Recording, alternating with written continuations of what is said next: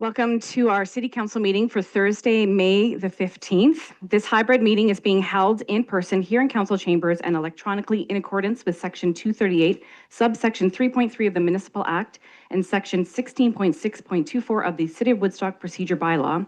This meeting is being live streamed to the city's YouTube channel, and a recording will be posted on the city's website following this meeting. An agenda of the meeting can also be found on the agendas, meetings, and minutes page of the city's website. We have no councillors attending virtually this evening, and Councillor Lauder will be reading the resolutions tonight. But before we get started into the actual agenda, I have two proclamations that I'm going to read at this time.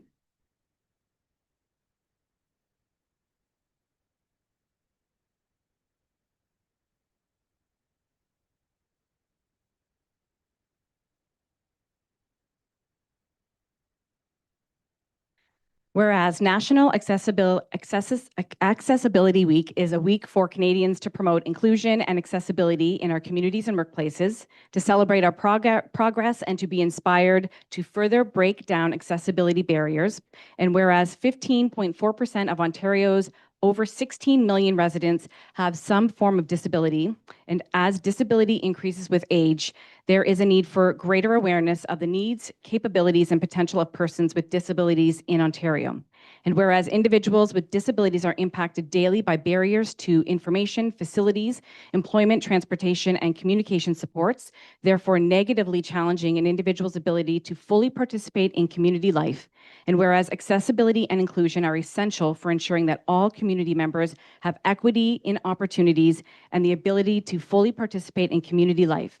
And whereas the City of Woodstock Council and the citizens of Woodstock are committed to working to make Woodstock an inclusive community in which all persons can independently exercise their civil, political, social, and cultural rights on an equal basis, ensuring that everyone has the right to live in conditions of dignity, respect, and peace. And whereas on behalf of the City of Woodstock, we extend our recognition to all persons with disabilities and offer our support to National Accessibility Week as an opportunity to celebrate accessibility as a national concern while working locally to increase our efforts to achieve our goal of becoming an inclusive community by working to eliminate barriers to the City of Woodstock facilities, programs, and services. Now, therefore, I, Acting Mayor Liz Wismer Van Meer, on behalf of Council, do hereby proclaim May 25th to 31st, 2025 as National Accessibility Week in the City of Woodstock, dated this 15th day of May at Woodstock, Ontario. And we encourage everyone to support equality of access and opportunity to persons with disabilities in the City of Woodstock. And Alan, if you want to come forward, I will present you with this proclamation.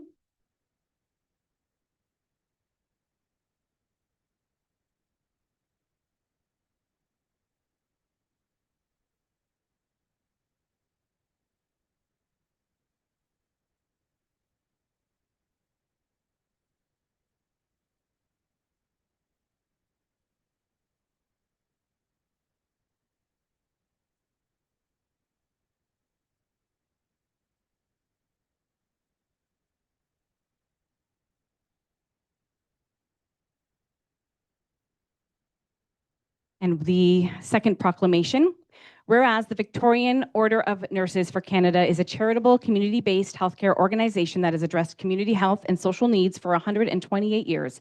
And whereas VON Oxford PSWs, home support workers, community service coordinators, and many other staff and volunteers have been caring for the lives and well-being of residents of Oxford County since 1914, and VON's nursing health promotion and support services make a contribution to the healthcare system in Ontario. And now, therefore, be it resolved that I, Liz Wismer Van Meer, Acting Mayor of the City of Woodstock, and on behalf of Council, do hereby proclaim May 18th to 24th, 2025 as VON Week in the City of Woodstock, dated this 15th day of May 2025 at Woodstock, Ontario. I would also like to encourage all residents of the County of Oxford to support VON in our community by sharing positive messages and financially supporting VON Oxford's charitable programs. And I don't know if anybody, oh.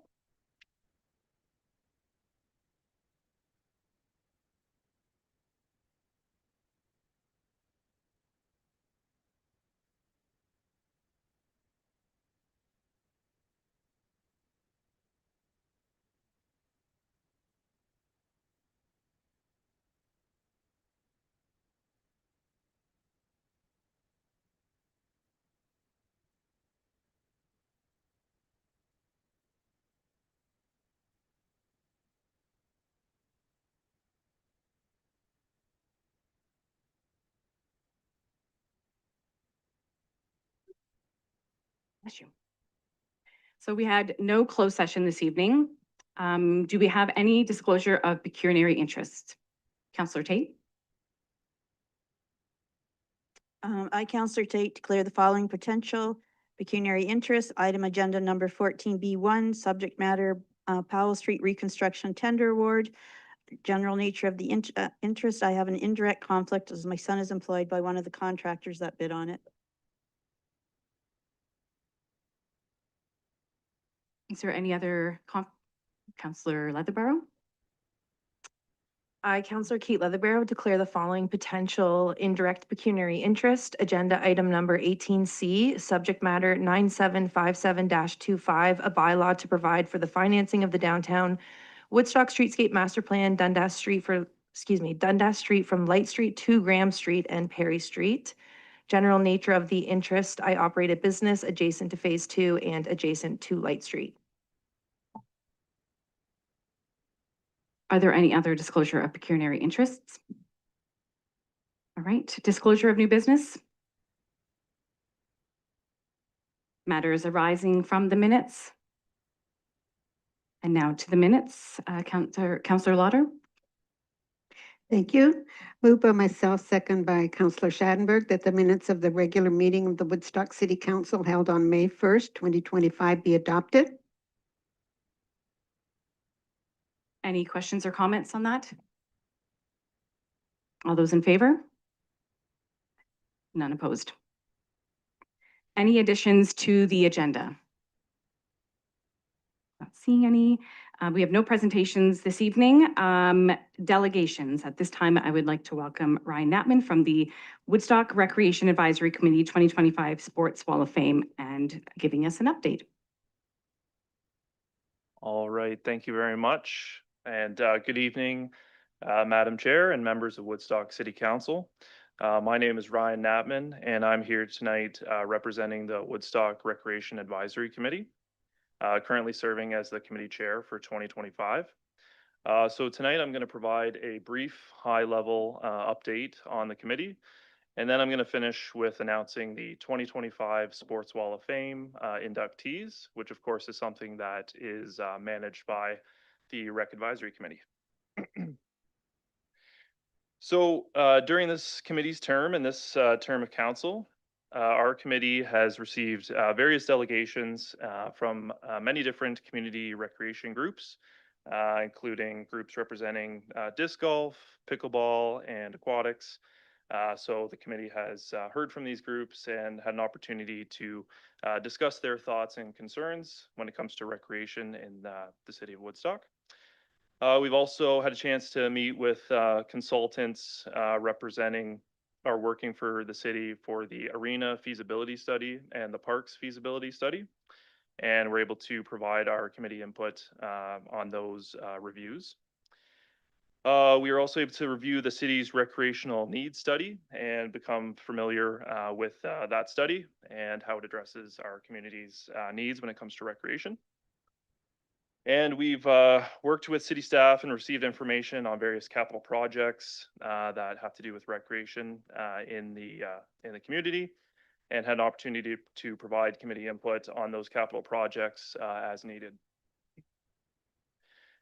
And yeah, and then of course, we just look forward to continue to working with council and the administration on future recreational objectives and projects in our community, and just being a resource for this council in addressing recreational needs, not only future needs, but current needs as well. So as I'm sure you're probably aware, the committee is largely involved with the Recreation and Leisure Fair. So this is kind of the premier event that's organized by the Rec Committee. It takes place each year in early spring. So in 2025, we actually decided to move the event to the Oxford Auditorium from our usual venue at Gough Hall. This was a move to help accommodate more vendors at the Rec and Leisure Fair this year, and also have a bigger space to do group demonstrations and just more space in general to accommodate all of our vendors and all of our community residents coming to the event. So for this year, we welcomed a record high 55 vendors to the Rec and Leisure Fair. We also, and these vendors representing various community groups, sports within our community. So we had a good representation of recreation and leisure. We also welcomed hundreds of attendees to this year's event throughout the day. And after the event, we did receive some very positive feedback from residents and our vendors that did attend on the new location. And we do have some takeaways to incorporate for next year's event to make it even better. So moving to the Woodstock Sports Wall of Fame, as I mentioned, this is something that's managed by the Rec Advisory Committee. So we look at candidates for this Woodstock Sports Wall of Fame. Of course, the sports wall provides an opportunity to recognize Woodstock residents that have achieved excellence in sport. It's located at the Reeves Community Complex for anyone in our community to visit and see who's on the Woodstock Sports Wall of Fame. We received several nominations for committee consideration this year. And of course, it's always difficult to select from so many deserving candidates for the Woodstock Sports Wall of Fame. But we were able to narrow it down and decide on some very well-deserving inductees. And there will be a ceremony taking place later this year to recognize those inductees as well. So with that, I will go through the names of the inductees for 2025 as determined by the committee. So we have Janet Thompson under female athlete, Kevin Bruder under male athlete, the Silver Tankard Ontario Champions under our team category, Bill Arthurs under builder of sport, Bob McMillan and Bun Brewster under our historic category, Jim Stevens under lifetime achievement, and Kyla Rodrigue under special recognition. So just want to say, of course, a big congratulations to the 2025 inductees for this achievement. And of course, want to thank everyone who submitted a nomination for the Sports Wall of Fame. As I mentioned, always difficult selecting when you have so many great nominees. So that's it. Thank you. Thank you very much for that. Is there any questions or comments from council? Councillor Schanberg? Yeah, from the mayor through to acting mayor through to Ryan. Certainly want to mention congratulations and thanks for all the volunteer efforts that go through on your committee, because there's subcommittees, for example, for the Rec and Leisure Fair, and a lot of hard work and effort goes into that, as there are for other advisory committees within the city of Woodstock. So thank you for your volunteer efforts for that. I did want to note that today, actually on the phone, it was just today, I talked to Dr. Gord Brown on the phone. He was on that 1963 curling eights, if you want to call it that, or silver tankard team. So we're going to be honoring them this September. But what's interesting is he's the only surviving member of that team. So that goes to tell you, sometimes you have to wait a long time for your recognition. But this curling team, we're an Ontario championship team from the Woodstock Curling Club. Any other questions or comments for the delegation? Thank you very much. Thank you very much. Yeah, I can imagine that's not an easy task to try to pick from the nominations, but thank you so much for yourself and everybody else on that committee, the work that you put into it. These are definitely some deserving names that are on there, so thank you. Absolutely. Thank you, Madam Chair. Thank you, councilors. It has been requested, if council is of consent, to move 15.B on the agenda up to approve the Sports Wall of Fame at this time. Does that work for everyone? Nobody does? Okay. All right, do I have a motion? Councillor Schattenberg?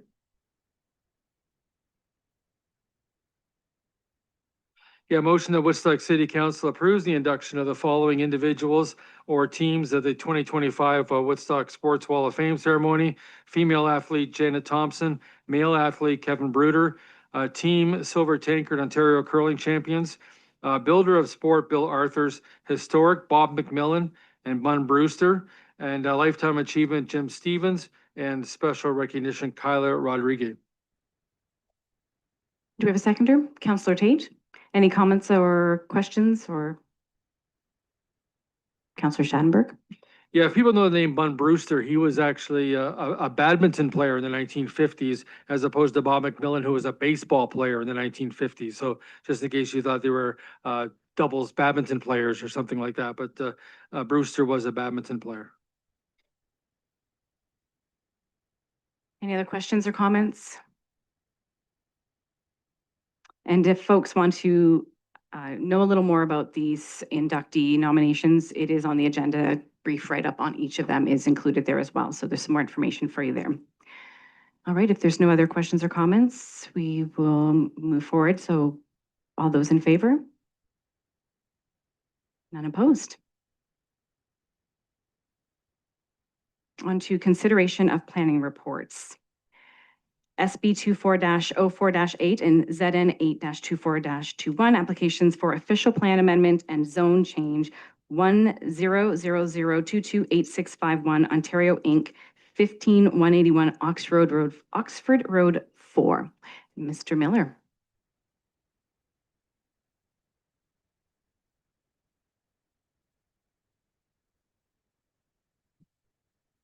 I can tell that was a sports guy because this is taller than me.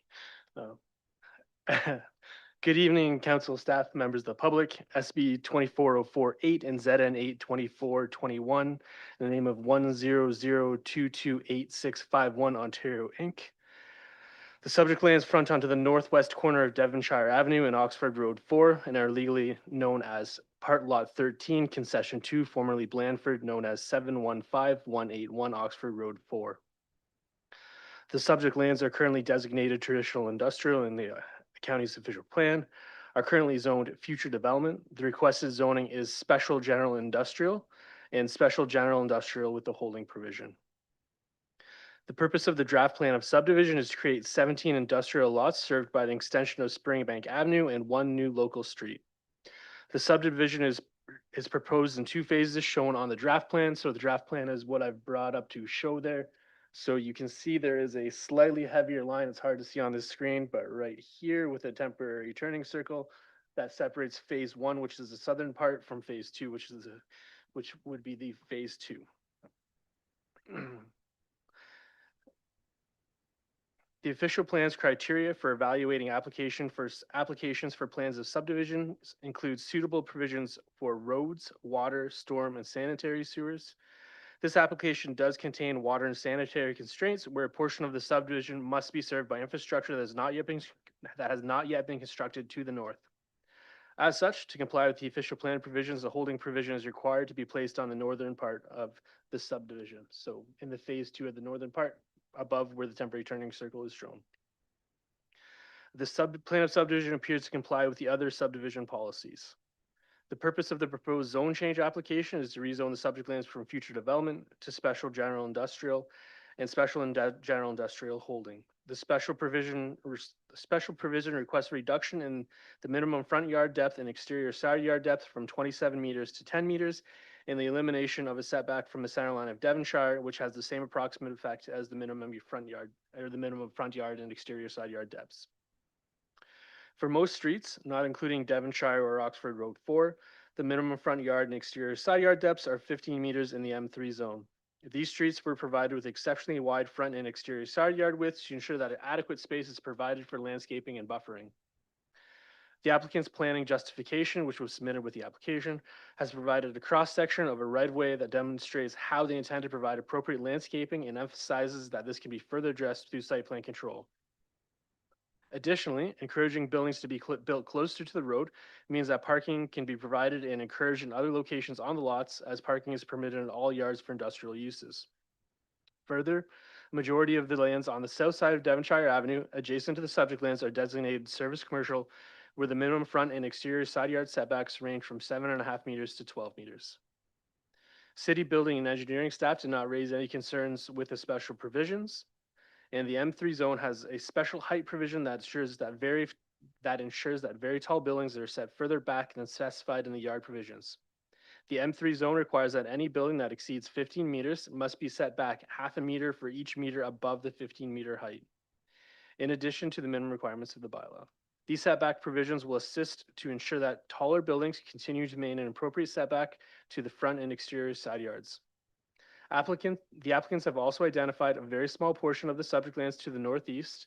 So if you look on the very northeast corner here, mostly on the adjacent properties to the north and east, there's actually a water course that flows through there. So a tiny portion of this corner will need to be rezoned open space. It's not included in this report, but it'll be included in the final bylaw that's brought to council. And it's just to address the flood hazards and potentials that are associated with that. This office is of the opinion that the proposed development of the lands as proposed via the draft plan of subdivision discussed in the report is generally considered appropriate and in keeping with the relevant policies of the provincial planning statement and the official plan, and will be appropriately implemented through the conditions of the draft approval and zoning measures recommended in the report. As such, staff recommend that the city of Woodstock approve in principle the zone change application. And further, that they advise the county council that the city supports the draft plan of subdivision subject to the 50 conditions in the report. Thank you. Are there any questions for Mr. Miller?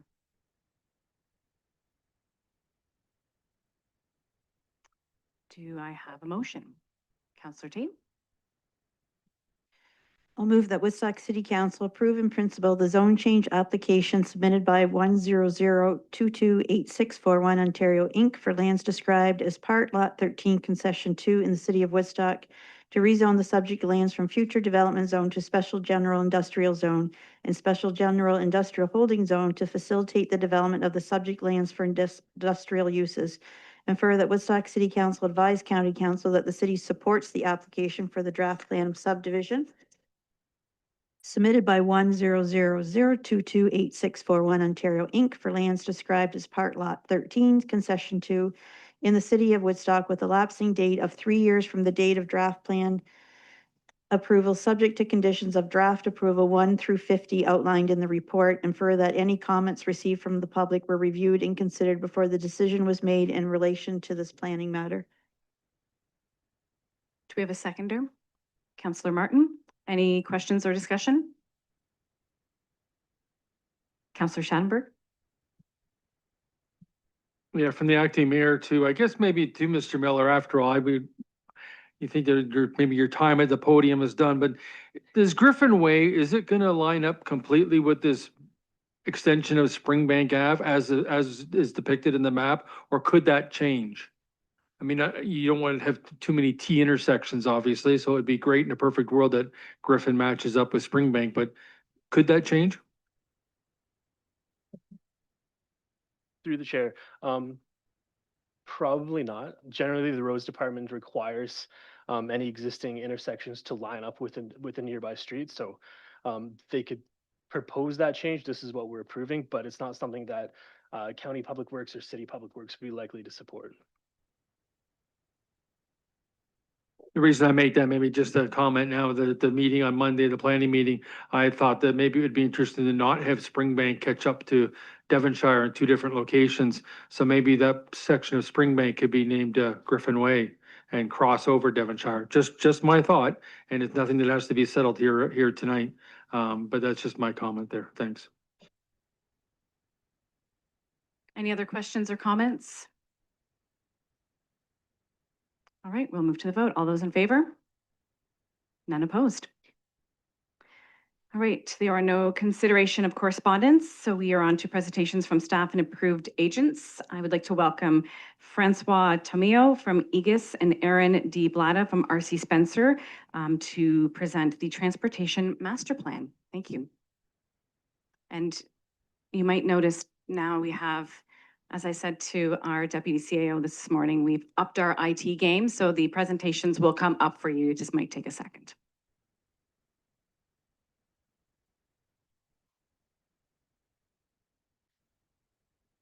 Through you, Acting Worship. My name is Aaron Blada. I'm with R.C. Spencer Associates. We teamed up on this project with Aegis Consulting Group, and together we undertook the Transportation Master Plan for the City of Woodstock. Aegis was the prime. We assisted them, and as project manager, I'm here to answer any questions about the project. Francois here is able to answer any questions relative to Aegis's involvement. So first and foremost, thank you very much for having us this evening. And we would just like to maybe start by, now if I click this, it'll keep going. All right, fantastic. So regarding the project itself, let's start with talking about the city of Woodstock. The city of Woodstock is one of 8 lower tier municipalities within Oxford County. It's located in southwestern Ontario, and it is strategically located between the cities of London, the cities of Kitchener, and the cities of Hamilton.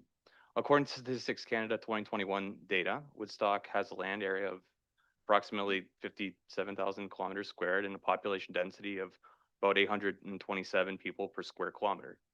The city of Woodstock is a large rural municipality with a population of 46,700, according to the 2021 census. It represents approximately 38% of Oxford County's total population, so pretty significant.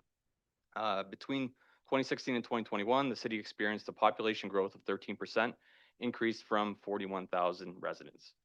The city of Woodstock is also recognized as one of the county's major urban centers and serves as a hub for employment, recreation, and administrative services. Oxford County facilities are right across the street from us here, and City of Woodstock is the gem of Oxford County. It is also the city that has an employment rate of 55%, which again may seem odd at face value, but we'll get into the statistics later. If you read the report, it's largely focused on the idea that the retiree population is relatively high in Woodstock. Provincial highways 401 and 403 are both under the jurisdiction of the Ministry of Transportation of Ontario, and they both pass through the city of Woodstock, making it ideal from an origin destination perspective. I also wanted to identify that relative to the municipal class process, answering the question first and foremost, what is a transportation master plan? Is that effectively the expectation is that every municipality will undertake within a kind of a 5-year horizon a long-term strategy or evaluation for managing multimodal transportation systems in alignment with the city's expected growth and vision. I don't know if you could see on your right there, but that's the formal breakdown of the environmental assessment process is provided by the municipal class environmental assessment process from municipal engineers. And of note, so the TMP kind of what you see there in red covers phases 1 and 2. Those are the public consultation phases, the evaluation of needs and consideration of existing trends and best practices. And then as you move on to phases 3, 4, and 5, you get into alternatives, refinement, and ultimately implementation. The municipal class environmental assessment master planning process, though, it does follow, like I said, phases 1 and 2. And so really what we're talking about today isn't any great level of detail. It's a very high level review of what the needs are for the city of Woodstock. So what is the study process like? So as you can see there, it's kind of comprised of 3 things: the existing conditions assessment, the identification of alternatives and solutions, and the documentation and finalization. The first components of the existing conditions assessment, you undertake the study, you inform those that may be impacted, you collect traffic data, you undertake the existing conditions analysis, and then, like I said, involve the public and various stakeholders like the Ministry of Transportation, Oxford County, so on and so forth, as well as those residents that may be directly impacted.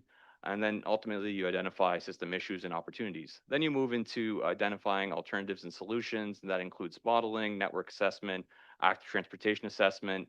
Specifically for this project, it was also asked that we undertake a downtown parking assessment, as well as review the policies and design standards that the city has currently and where they may be lacking. We were also asked to take a look at the development of preferred solutions and alternatives, and which I'm going to say is a little bit unusual. We included the PHM 125 drawings, and that's simply traffic signal drawings. Under the Ontario Traffic Manual Book 12, you are expected to keep a current list of those drawings kind of for legal purposes. And so as part of this TMP, those were updated, and also, again, follow up with public and stakeholder engagement. And then finally, where we find ourselves today, which is refinement of the preferred solutions, arriving at a final transportation master plan document, and then presentation to council. So the TMP specifically addressed kind of 5-year horizons, 10-year horizons, and 20-plus year horizons. And as I had indicated before, The idea is that you would regularly revisit these as best practices change and as the city develops. We're going to share some data with you in terms of what the 2021 census told us. A lot of it is also pulled from the County of Oxford's 2023 Transportation Master Plan. This data probably, I mean, really shouldn't surprise you. The city of Woodstock is very car-centric. 91% of the commuters within the city rely on car, either as a driver or a passenger as their primary mode of transportation. And if we're just looking at the mobility data, people drive to and from Woodstock primarily. I mean, internal capture, if you look at it there, it says approximately 84% of the trips that originate in Woodstock also end within the city of Woodstock. So that's an indicator of a strong internal trip pattern. And then if we take a look at some of the external townships like Ezora, Tavistock, and Ingersoll, it identifies that Woodstock is actually more of an attraction. So commuters will start there and kind of end up in Woodstock and head back. Of note, approximately 1.3% there take transit. That's quite low, but I'm sure it's not a surprise to you. And the trend is heading upwards in terms of active transportation and other kinds of modal split. But the desire is ultimately to see that increased. So what you see on the graphic here, and actually, Francois, why don't I pass this off to you? Everyone, Francois, my colleague. Yeah. Hi, everyone.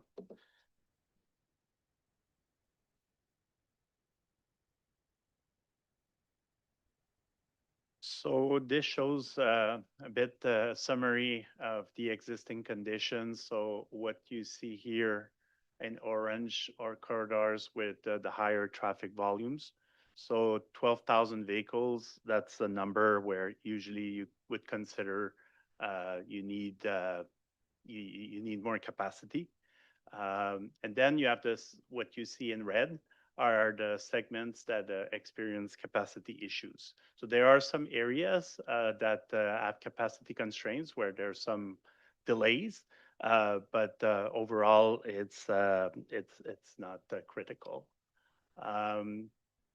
Then there are some areas that have that were identified where there were some issues with safety. So we analyze collision data, and so those areas are indicated in the blue circles. And there is significant growth that is projected along Dundas Street and Juliana Drive. So these are areas that need good attention.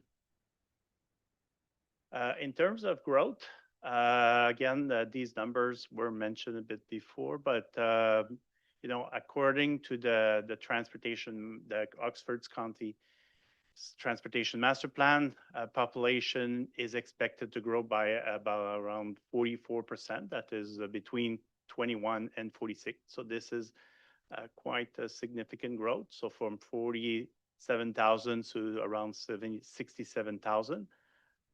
In terms of employment, it's also a significant growth, 85% over the same period. And in 2023, the city committed to a housing pledge targeting the development of 5,500 new residential units by 2031. So, a lot of growth that is planned in the short term.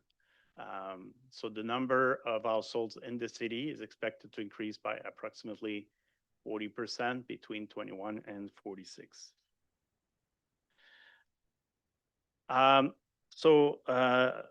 We identified priorities early and preparation of the master plan. These are all listed here. So I'm not going to go through them all, but really that's what we looked at when selecting a bit how we would develop our alternatives. So four things we considered. We do nothing. If we keep the status quo. If we develop a road network strategy where the focus is mostly around cars. And then if we go with the multimodal strategy. So alternative 4, which is the multimodal strategy, was selected as the preferred solution, making the master plan to promote a well-balanced integrated network. So that's with that in mind that we continue to develop our alternative. Okay. So regarding future conditions, so what we did, 2023 daily traffic, we're projected to 2043. Oh, yes, thank you. I forgot there's an animation. Using a 2% growth factor. So while some roads are expected to exceed capacity, it is considered that parallel roads have enough capacity to absorb spillover traffic. So basically, there is plan to urbanize rural roads, but not necessarily making big improvements where you see capacity issues. So a phased implementation strategy is recommended to support that urbanization of rural roads in a coordinated and efficient manner.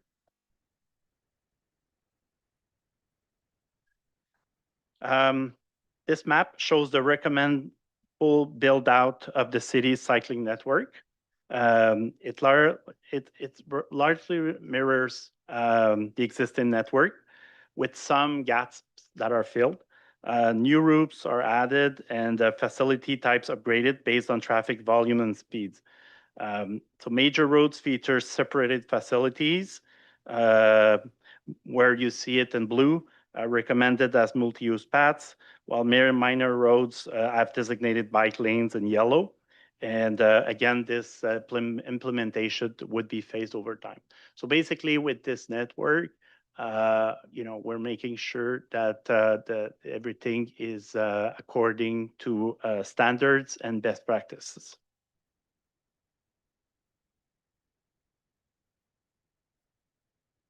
So traffic calming, what it does is reduces roadway design speeds to match desired operating speeds through temporary or permanent physical or educational measures. As part of the study, we developed traffic calming policy for the city, outlining a clear process for public requests, staff's pre-screening, in area scoring based primarily on speed violations and safety concerns. The policy recommends a phased approach, starting with low-cost temporary measures and escalating to permanent solutions if needed. Preferred options include speed bollards, speed display device, curb extension, raised crosswalks, and speed humps. There you see them here.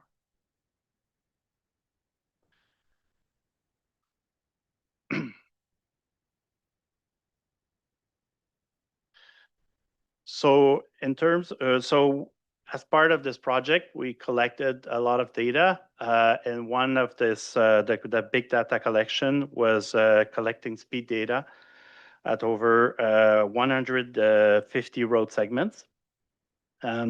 So this map shows where the 85th percentile speed exceeded posted limits with a 10-kilometer-hour difference indicating a concern.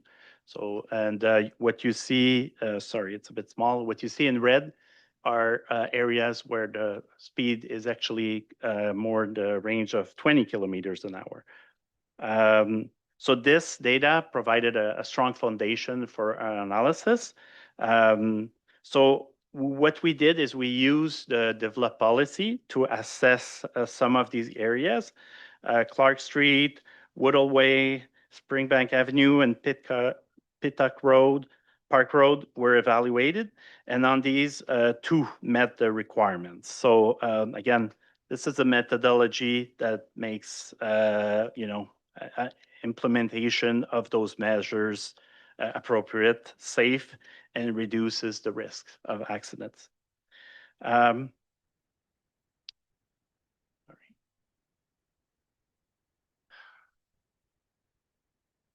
So a common trend in many municipalities is using unwarranted all-way stops to address speeding and safety concerns. This is not appropriate. It is actually prohibited by the Highway Traffic Act. And most of the time, it does more harm than it does good. So many existing hallway stops in the city right now don't meet proper warrants. So we developed a policy to reinforce appropriate standards and promote better alternatives like traffic calming or geometric change. Same thing for non-standard pedestrian crossings, like the two you see here, where people, it gives the false impression that it's safe to cross while it's not. So this creates confusion and safety risks. So we developed a pedestrian crossing policy to guide proper facility selection and improve safety. Again, more policies. As part of the TMP, we also developed TIA guidelines to create a consistent, predictable framework for assessing development impacts on the transportation network. So these guidelines streamline applications, improve review efficiency, and align with best practices. So we recommend the city to formally adopt them to proactively manage traffic impacts as growth continues, make sure that everything is evaluated the same way and in an efficient way. We already also reviewed the parking assets, the city's parking assets. Currently, there's 351 on-street and 590 off-street spaces with about 50% utilization. So there's no really issue in terms of utilization. But while capacity is sufficient overall, demand will rise with the significant growth that is planned in the city. So to better manage parking, we recommend improved wayfindings, clearer signage, enhanced streetcar escaping to support a safe and welcoming downtown environment. So this is our presentation for tonight. We'll be happy to answer any questions you may have. Thank you very much. Are there any questions from council? Councillor Martin? Thank you, through the chair. I noticed quite a bit of information about transit. So I guess I have a couple of questions. In one case, it talks about having further consultations with TIGO on the intercommunity transit between Tillsonburg and Woodstock, because that's a employment opportunity, a medical appointments, school, education. There's a lot of opportunities there. But that was a provincially funded route, and that funding ended on March 31st, 2025. And so that route, I believe, has been discontinued since. Are you aware of opportunities to seek out further funding opportunities that would encourage TIGO to revitalize that service, intercommunity service between Tillsonburg and Woodstock? Through you, Madam Chair. As far as funding, I mean, that's kind of outside the scope of this transportation master plan, but I know like from my own experiences and having interconnectivity between desired locations, the ideal is if you could really get together with the stakeholders and establish, is there some common ground where we can apply for funding? Because from funding, one of the things that they look for is that you do in fact have a strategy. It's not you're just asking for money. You've got a strategy, you've talked, and you've got something like this, like a document to say, hey, we've done our homework. Here's the data to support it, and would you be so kind as to provide us with some funding? Right, so there is the Ontario Transportation Infrastructure Fund that is just either has just opened or will be opening shortly, and not through the city, but through a regional organization. It is applying for funding for intercommunity transit, because it's not just this one route. There's 9 counties within Southern Ontario that all connect through intercommunity transit. So, and when I think of the value of transit and what it does for your economy, right? You don't have to look too far down the road to Waterloo Region and the light rail transit, or the ION, that before it was built, and now since it's been built, how that has influenced the development of that city. But you do talk about in 8.5.2, the various provincial funding mechanisms, and I think that there was some federal funding opportunities. The provincial gas tax program has been funded by the province through the inclusion of tax on fuel. And now the province has announced this week that they might discontinue that tax. What would happen to the dedicated gas tax funding for a community like Woodstock, when I believe we received 609,000 last year, roughly? If that money goes away, that's another burden for us as a municipality to shoulder on those that ride and those that don't ride. And so, I mean, this data is incredibly helpful in advocating to the province to say, hey, this is, this is needed in our community. And while only 1.5% of people are riding transit right now, that number continues to grow and grow and grow in our community. So, I appreciate the data, it helps us, but it still feels like an uphill battle on transit that really has so much potential for our community. Yeah, through you, Madam Chair, if I may just comment on that. So I don't know if you're aware, I'm sure you are, but I think there's only one transit system in the entire world that runs on a profit. I think it's in Japan. All other transit systems run at a deficit, and it requires a conscientious decision to allocate dollars to that transit, recognizing that it does have a general broad benefit that you would not realize if you required everyone to have a car, nor is it sustainable. And that's what we're trying to point out. And that's why we do encourage a multimodal approach as part of this transportation master plan. Any other questions from council? Well, thank you so much for the presentation. It's a very lengthy report. I was a bit, I had a wow moment when I was like, whoa, 990 pages, better get reading. But there's a lot of really great information in there. And I know that since being elected, I get a lot of traffic concerns come my way, and I'm sure all the other councillors can attest to that as well. And I think this is great information for them to see why there's benefits of traffic calming in certain areas. I think the major message is people just need to slow down in that aspect, but that is not something that we can continue to say without falling on deaf ears sometimes. But there's a lot of great information in this, so I would encourage folks to look over it. And I know that I'll be looking over it multiple times to let it digest. So thank you so much for everything. And I did have a request to, if council would be, consider moving item 14B3 up on the agenda so that while the presentation is fresh in our mind, we can move forward with that. Is that okay with the council? All right, do I have a motion? Councillor Lauder? Thank you. I'll move that Woodstock City Council accept the Transportation Master Plan and direct staff to implement the recommended policies, include the phased recommendation in future capital plans and official plan amendments as appropriate. And a seconder, Councillor Tate. Any questions or discussions? Councillor Tate. Just a comment on the calming measures for the different streets and the issues with safe travel. I know there's a problem because of what's going on near my house with construction, and staff did put up an extra stop sign. So there's 2 stop signs, but I think as the chair mentioned, it's an education for the public because people are still flying through 2 stop signs and there's traffic coming through. So we can do all that we can as a city, and I think it's really important, but it's educating drivers. Any other questions or comments of council?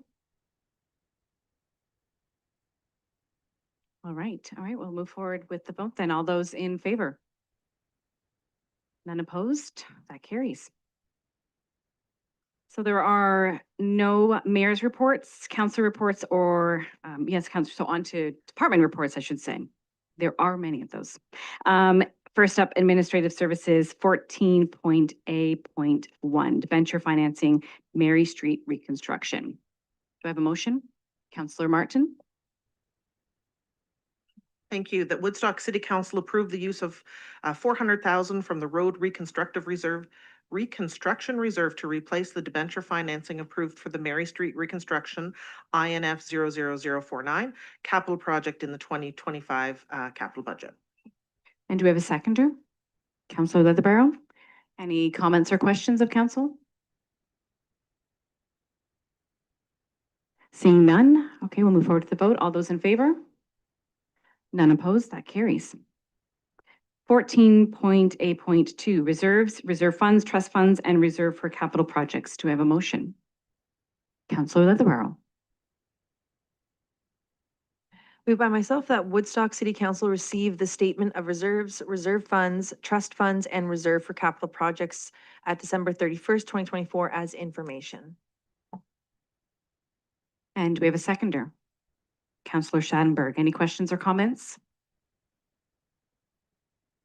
Seeing none, all those in favor? None opposed. That carries. On to engineering. Powell Street Reconstruction Tender Award Contract number 11364. This is 14.B.1. Do I have a motion? Councillor Schattenberg. I'll make a motion that Woodstock City Council award the tender for the reconstruction of Powell Street to Euro-X Construction 2008422 Ontario Limited in the amount of $913,829.38 inclusive of HST. And Councillor Lauder seconded. Any comments or questions? All right, all those in favor? None opposed. 14.B.2, 2025 Asphalt Resurfacing and Surface Asphalt Tender Award. Do we have a motion? Councillor Martin. Thank you. That Woodstock City Council award the tender for the 2025 annual asphalt program to Permanent Paving Limited in the amount of $1.39 million inclusive of HST. And do we have a seconder? Councillor Schattenberg. Any comments or questions of council? Councillor Schattenberg. Yeah, a question from the acting mayor through to our engineering office. Is there an opportunity for us to be able to get maybe a schedule as to what streets are sort of next or planned for this year, and basically with what month they're supposed to be? Because this contract also includes the second coating of paving on some roads that were previously done last year.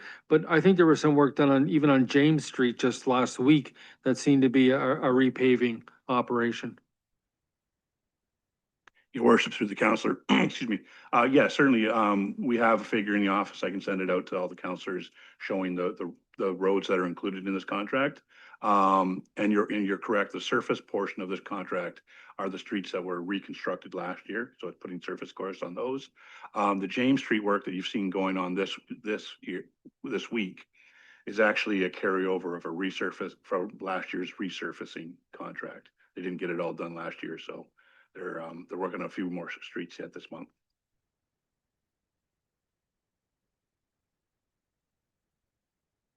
I've also been notified that those are listed on the website as well, so folks can go to the website, the City of Woodstock website, to find construction plans and such. So, any other questions or comments of council?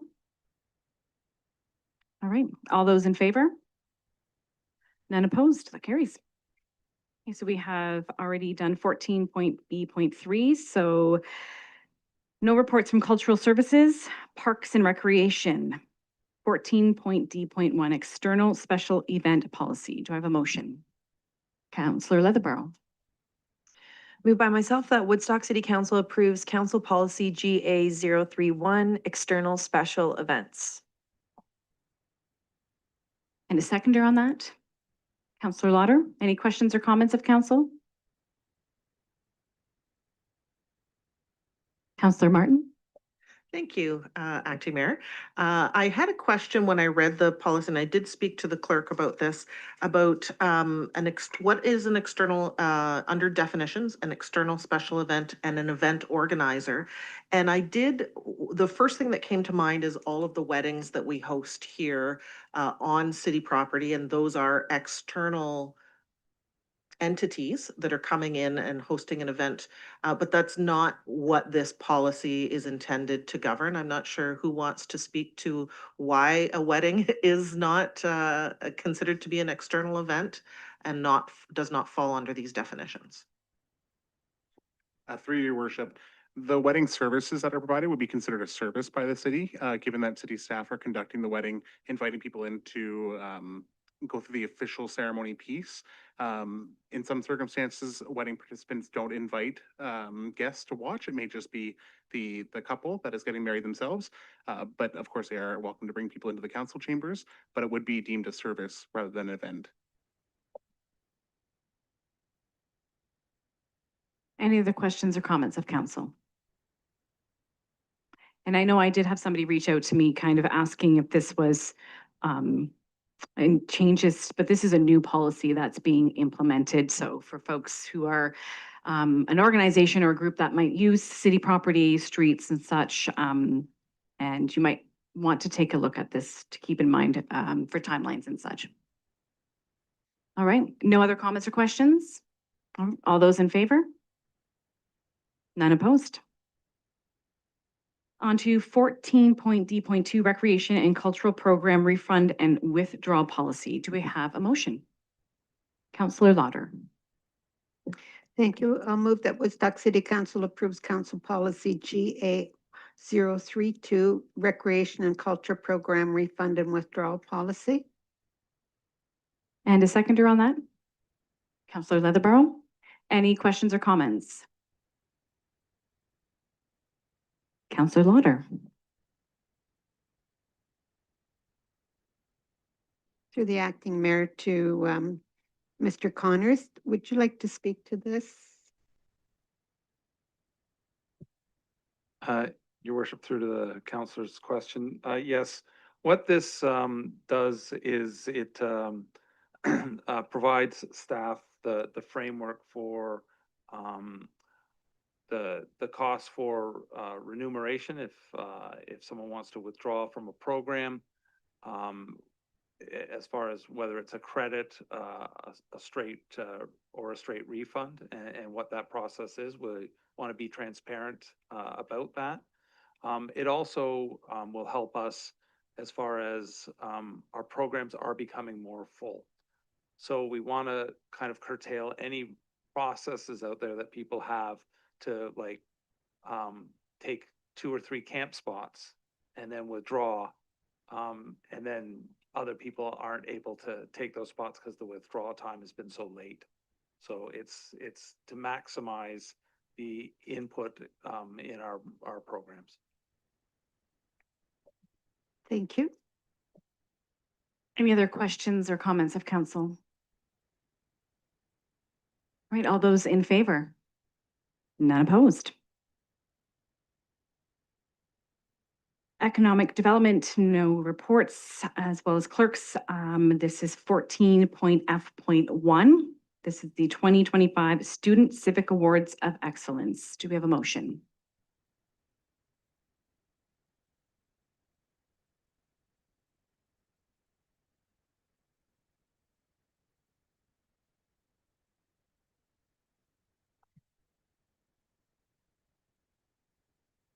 No motions? Councillor Lauder? I'll do the motion, but I will not guarantee that I get the pronunciation. I read them on Heart FM and Hope FM, and I know I did not pronounce all the names correctly, so I'm sure you'll do fine. Okay. I'll move that Woodstock City Council confirms the selection of the following students as the winners of the 2025 Student Civic Awards of Excellence. Maria Eduarda Dinez Nalavaki, Sage Hahara, Huron Park Secondary School. The previous one was St. Mary's High School. Chloe Noel, Woodstock Collegiate Institute. Elaine Mambo Pim, Ecole Secondary Catholic Notre Dame. Mariam Sidquia, College Ave Secondary School. And I apologize for my pronunciation. Thank you, Councillor Lauder. Do we have a seconder on that? Councillor Tate, any comments or questions?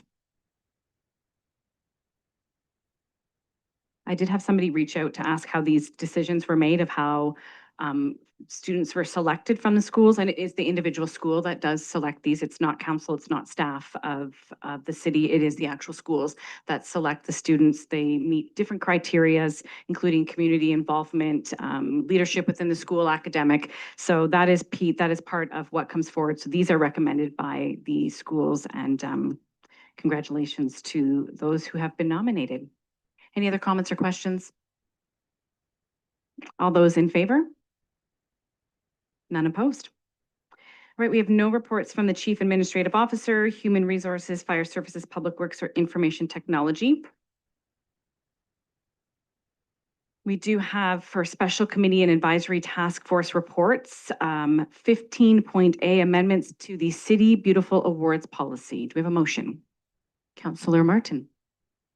Thank you. That Woodstock City Council approves the amendments to Council Policy PR 011, City Beautiful Awards. Do we have a seconder on that motion? Councillor Schattenberg. Any comments or questions?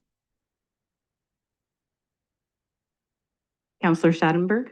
Yeah, as an advisory group, the Woodstock Environment Advisory Committee has been working along with the Parks Department in particular about taking a look at the current City Beautiful Awards, which have been going on for 25 years or more in the city, and just sort of think, is it possibility to add a new category or a different category to that award system? One being to maybe to award somebody to have more of a naturalized or a pollinator type garden, or what you might want to call an English garden, as opposed to somebody who just has a really nice garden of annuals and perennials growing in their front yard. Any other comments or questions from council? Councillor Martin. I just want to applaud the committee's work and bringing this forward. I think this is a fantastic idea, because just because one person has an idea of what is beautiful might be, have a different interpretation to someone else. And so a pollinator garden, for example, looks very different than a traditional landscape garden, and yet serves an incredible purpose for our environment and for our community. So I really appreciate that this has been added in. Any other questions or comments from council? I'll echo what Councillor Martin said. I was really excited to see this category added. I think that there are a lot more homeowners and businesses that are starting to take this route. We're learning a lot more about the benefits to the environment to go this way. And as one of my friends, Miss Hodgkinson, will say, it's a really easy garden to keep, and that's my kind of garden. So I often go and steal plants from hers as she's splitting them. So it's really great to see this added on. All right, we have no other comments or questions. All those in favor? None opposed. 16.A, notice of motion. Councillor Martin. Thank you. That Woodstock City Council authorized free transit, including paratransit services, on Saturday, June 14th, 2025, to facilitate travel into the downtown core for Pride Family Day. There'll be no discussion on that this evening. That will be on our agenda for June 5th. There is nothing under new business. Draft bylaws.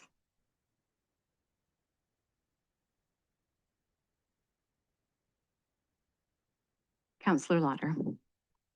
Thank you. Moved by myself, second by Councillor Tate, that the following bylaws be given a first and second reading. 9755-25, a bylaw to amend the City of Woodstock Municipal Code, Chapter 172, Treasurer Appointment.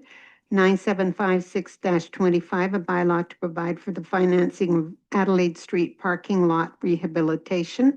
9757-25, a bylaw to provide for the financing of the downtown Woodstock Streetscape Master Plan, Dundas Street from Light Street to Graham Street and Perry Street. Any comments or questions on those? All right, moving along. All those in favor? None opposed. Councillor Lauder. Moved by myself, second by Councillor Martin, that the following bylaws be given a third and final reading. 975525 to 9757-25 inclusive. Any comments or questions of council? And all those in favor? None opposed.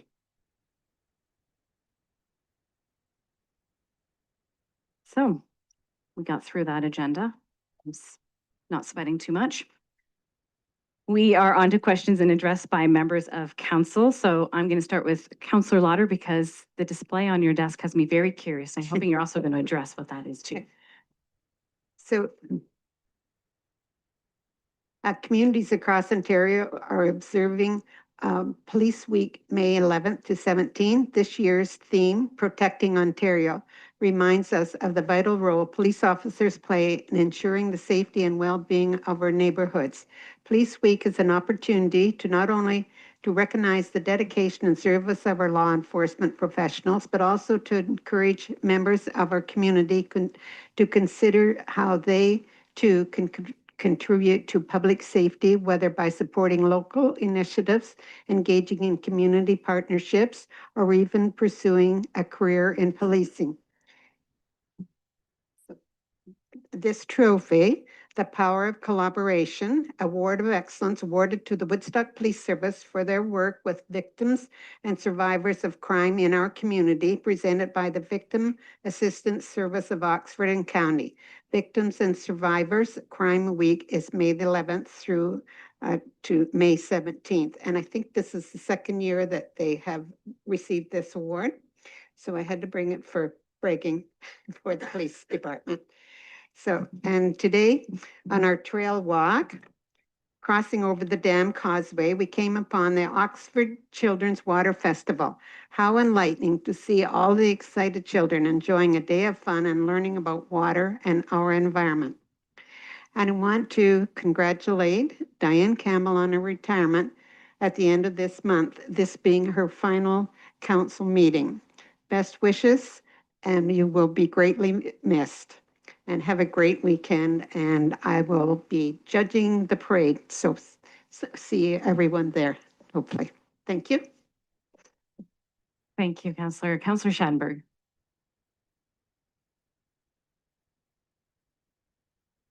I'll be in the parade on Monday, so I'll be judging the judges' performance of the parade. A couple of community events I want to mention, Toyota TMMC West, so that's Toyota Woodstock, on Sunday, June the 1st from 11 until 2. They have their 9th annual show and shine for cars. So the proceeds go to United Way of Oxford. And if you've never been to the parking lot of Toyota TMMC, you can only guess how many thousands of cars could possibly park there. And it's going to be a great way to see some old rustic vehicles. And the other thing I wanted to mention is that the Toyota TMMC donated a hybrid 2025 RAV4 to the Oxford County Community Health Center that got some press this past week or so. So we have to give hats off to TMMC for that as well. Also want to mention on Sunday, June the 8th, it's the annual Kids Do, where kids run and then cycle and then run again from the ages of 3 to 13. If you look at the Woodstock Triathlon Club.ca website, you can find more information, but certainly the events in Southside Park. Thank you. Councillor Tate. I just want to mention to the public, and if council can, when they're talking to people, our depot is now open and they're getting a lot of abuse down there, our staff. So there's actually a police officer going to be there this weekend because they're getting a lot of verbal abuse from the public, and they're only following the rules that are set, and it's bulk items only. They're having problems with people taking garbage. So I know our mayor did have a thank you for the Board of Works, but a big thank you for everything they go through and what they've had to go through. So just a reminder to be polite to people. It's not that difficult, and they are following rules. And just on that issue with our senior staff, directors, and our senior staff are fantastic at what we have in Woodstock.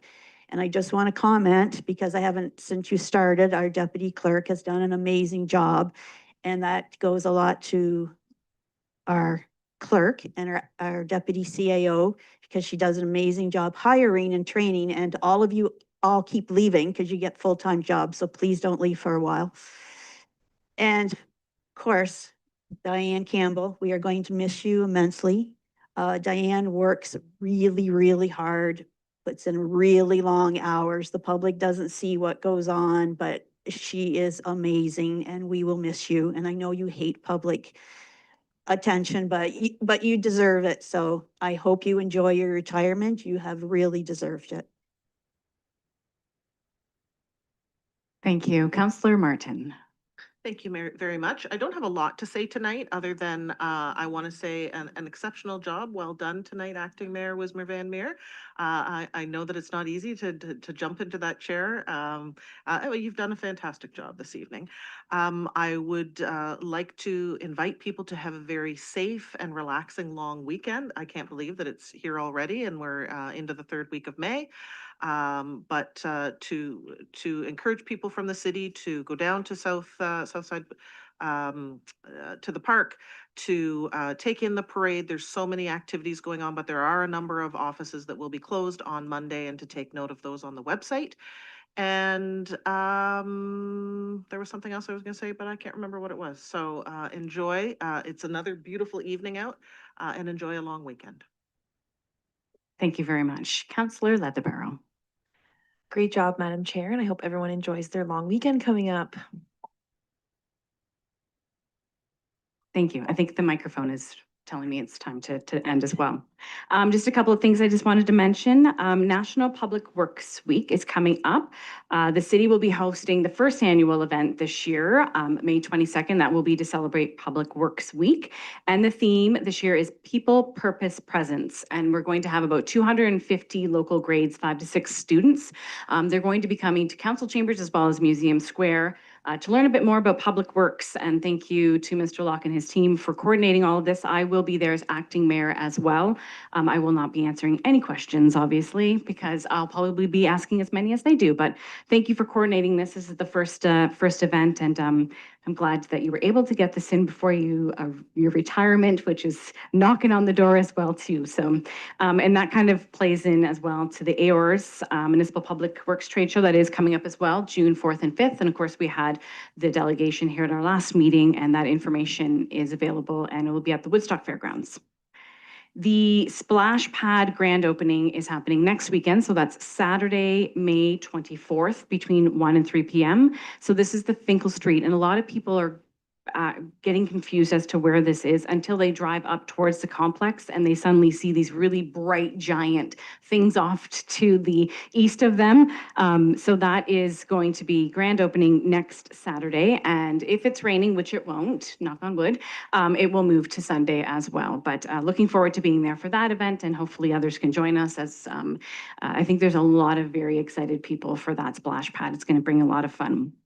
We have acknowledged Diane as well. I'm just going to keep going, Diane. I'm going to make you go through one more. But first, I do want to acknowledge that our new Director of Administrative Services and Treasurer, Stephanie Harper, is with us tonight. Stephanie has just started this week, so she's taking this in to learn what happens here at our council meetings. And thankfully, this was a nice, easy one for both you and I to get through together for our firsts. But Stephanie is coming to the city of Woodstock with a wealth of knowledge and background, nearly 20 years of experience, both government and not-for-profit sectors.